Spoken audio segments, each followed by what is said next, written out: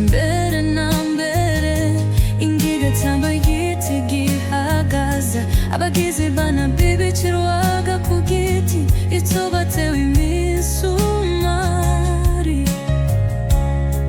Urebye ukundu iriyo zina ndetse n'inshinga Stawuro isobanura guhambira ku giti tango kosoga mu mizo yambare nawagombye kubyitiranya n'umusaraba w'abanyamadini ukizwe n'ibiti bibiri.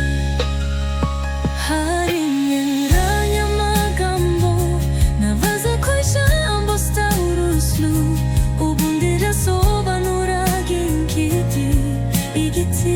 igiti gihagaze igiti wakubakisha uruzitiro gishobora kumanikwaho kimuco aricyo cyose cyangwa gushingwa mu butaka.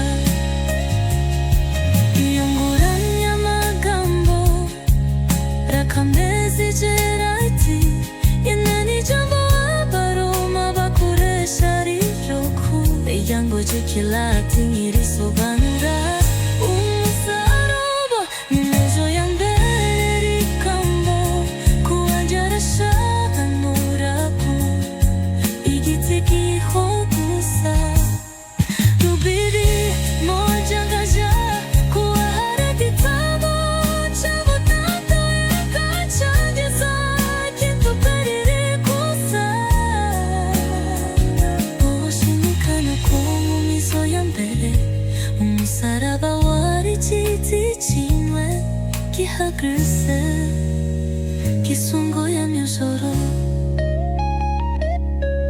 kanona narangitse robiniri abakoreshaje ijambo ry'ikiriri kisharo bashaka gusobanura ikintu Yesu yitiwe.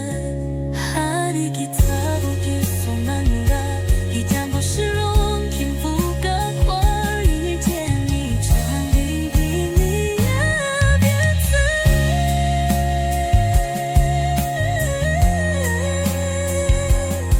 Bikomeza kivuga ko cyemara somusumu yishongo shawa ingakaisharu intati bihanyose cyangwa bundu aborana n'abagangada abo badi bakunda kruzo nokaza bahusha mito mshabanuru Biblia ngandatifu yahinduye umurongo